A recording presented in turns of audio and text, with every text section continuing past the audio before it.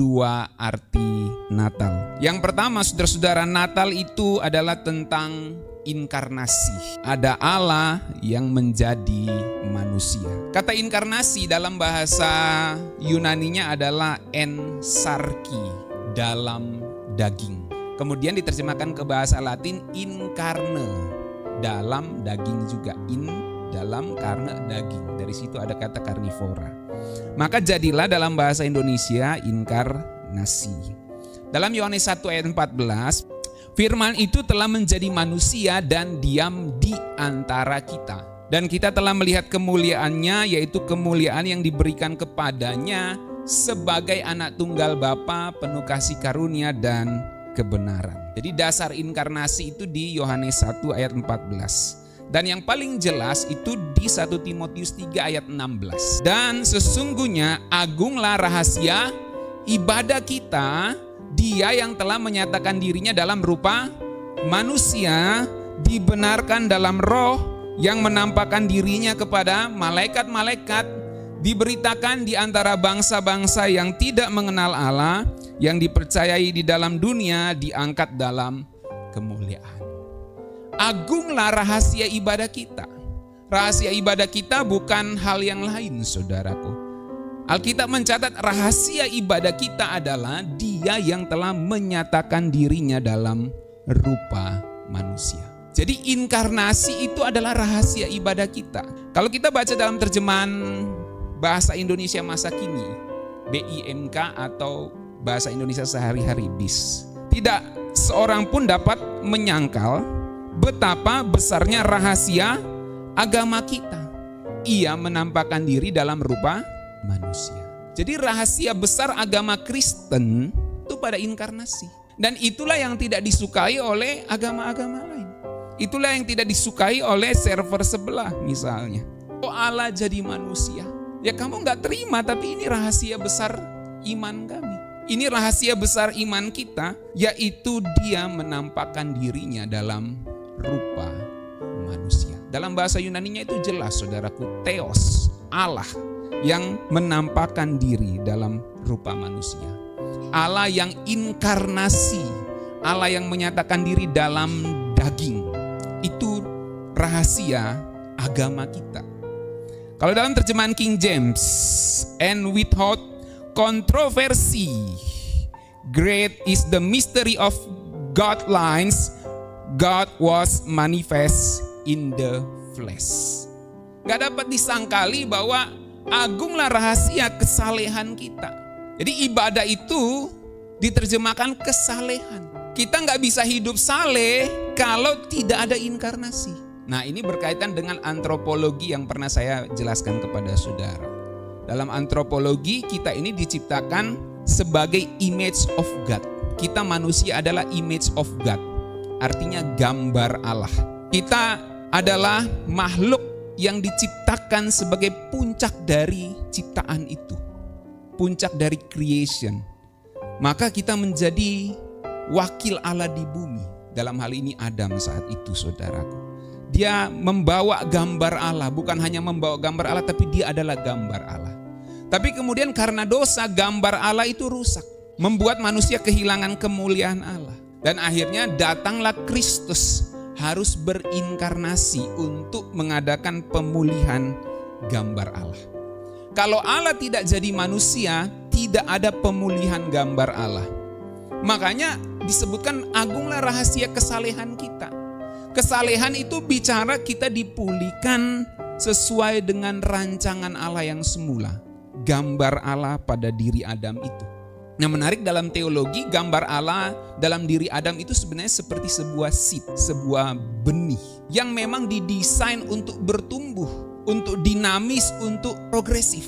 Nah, belum sampai puncak gambar Allah, Adam sudah jatuh. Maka dia kekurangan kemuliaan Allah. Itulah gambar Allah pada Adam yang kemudian ditransmisikan atau diteruskan kepada kita semua manusia yang berdosa. Sehingga Kristus harus datang berinkarnasi. Apa fungsinya inkarnasi? Kalau Adam digoda iblis untuk jadi apa? Supaya kamu menjadi sama seperti Allah. Dia mau jadi sama seperti Allah dengan caranya iblis. Itu yang salah. Kita harus meneladani Allah. Alkitab mencatat itu. Kita menjadi sama seperti Bapa kita di sorga. Alkitab catat itu. Tapi bukan dengan caranya iblis. Dengan tidak taat kepada Allah, dengan memberontak kepada Allah. Jadi iblis menggoda Adam, kalau kau makan buah ini dia buahnya ini. Ini buahnya. Kalau kau makan buah itu, kamu akan jadi sama seperti Allah. Itu dosanya Adam. Tapi Kristus datang bukan mau jadi sama seperti Allah. Dia Allah yang menjadi manusia. Kebalikan dari keinginan Adam yang berdosa oleh karena godaan iblis itu, saudaraku. Maka Kristus membawa image of God, membawa gambar Allah, dan dia adalah gambar Allah itu. Dan dalam kehidupannya kita melihat kesempurnaan itu. Makanya great is the mystery of God line. Agunglah rahasia, greatlah rahasia kesalehan kita. God was manifest in the flesh. Allah yang menyatakan dirinya, yang memanifestasikan dirinya di dalam daging. Dan ini permanen, bukan setor muka aja jadi manusia. Berarti kita pergi kerja, yang penting setor muka aja gitu. Pergi ke gereja yang penting setor muka sama Pak Gembala gitu. Tuhan Yesus datang gak setor muka aja. Dia benar-benar datang jadi manusia dan itu permanen. Karena dia harus menjadi raja dari keturunan Daud sampai selama-lamanya. God was manifest in the flesh. Dan itu adalah rahasia kesalehan kita. In other words, kita gak bisa saleh, kita gak bisa mencapai kesempurnaan yang Tuhan kehendaki tanpa kita percaya kepada inkarnasi Kristus. Makanya kalau kita baca dalam terjemahan firman Allah yang hidup, saudaraku, menjalani kehidupan yang saleh memang bukan soal mudah. Tetapi jawabannya ada dalam Kristus yang datang ke dunia sebagai manusia, yang terbukti tidak bercacat celah dalam rohnya. Nah ini dia, saudaraku. Jadi inkarnasi itu berhubungan dengan kehidupan yang saleh. Inilah makna Natal itu. Kenapa Allah menjadi manusia? Karena Adam dulu mau jadi seperti Allah tanpa kehendaknya Allah. Jangan makan buah itu. Kalau kau makan kau mati. Dia melanggar perintah Tuhan untuk menjadi sama seperti Tuhan sesuai godaannya iblis. Tapi faktanya yang terjadi adalah apa yang Tuhan katakan. Kamu mati pada hari itu juga terpisah dari Allah. Bukan jadi sama seperti Allah, seperti yang iblis tipu sama dia.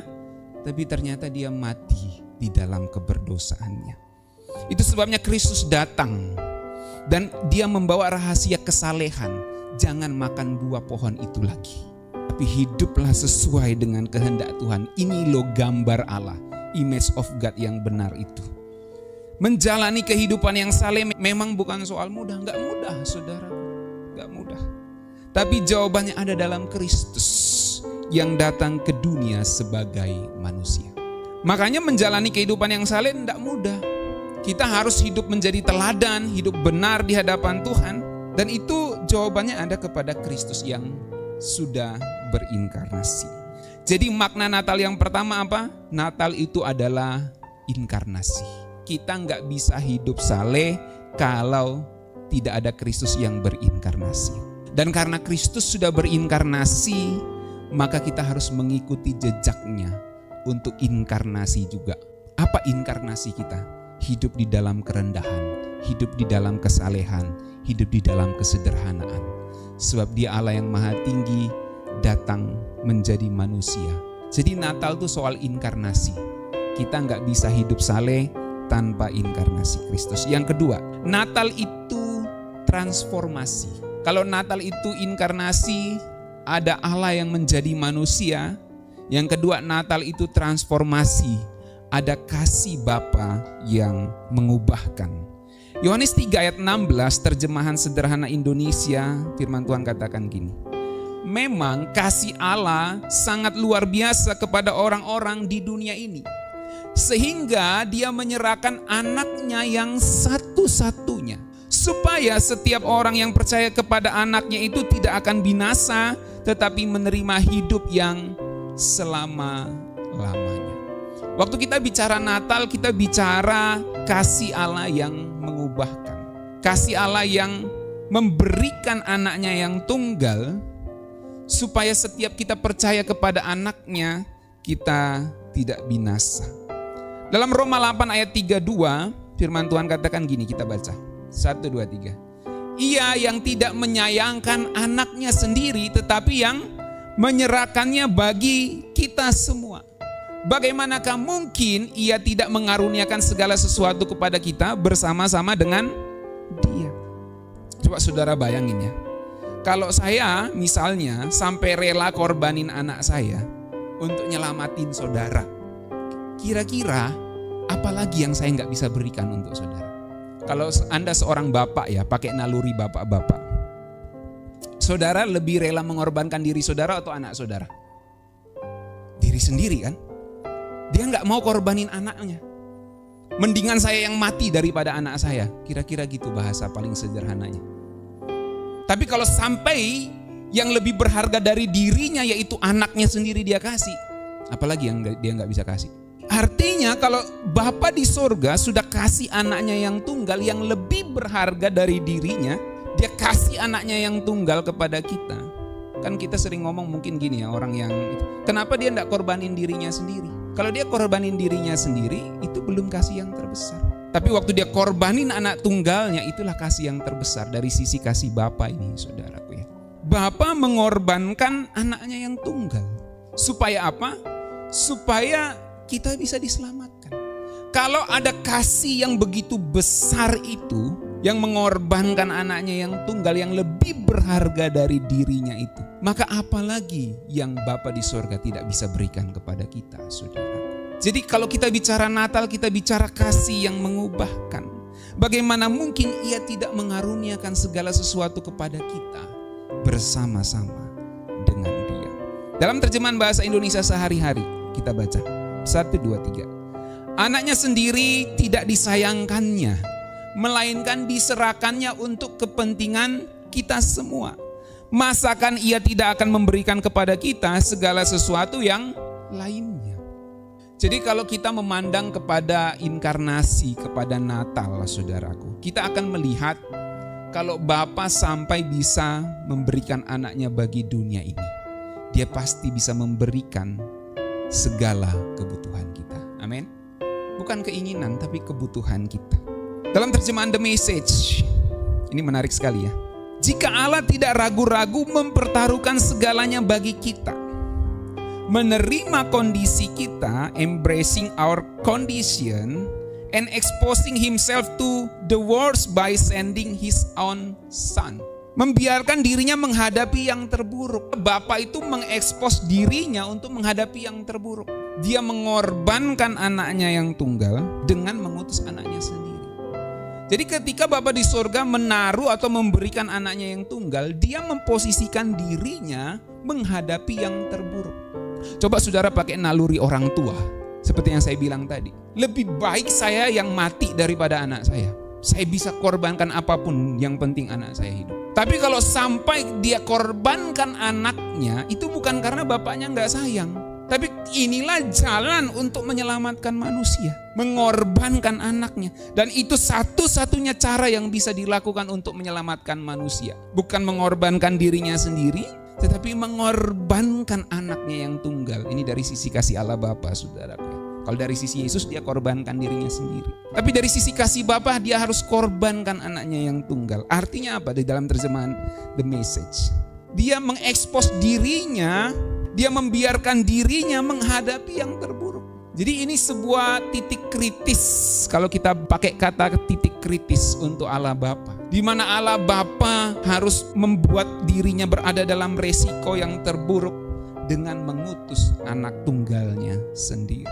Tentu rencana Tuhan pasti tidak gagal, tetapi kita bisa membayangkan ada sebuah emosi yang begitu berat untuk mengorbankan anaknya yang tunggal. Karena dia harus menghadapi yang terburuk saat itu, saudaraku. Kalau kita bicara Natal, bukan hanya bicara inkarnasi Allah yang menjadi manusia. Kita bicara ada kasih yang begitu besar dari Bapa di sorga yang mengubahkan kehidupan kita. Dia harus menempatkan dirinya dalam posisi yang paling tidak nyaman demi kenyamanan dan keselamatan kita.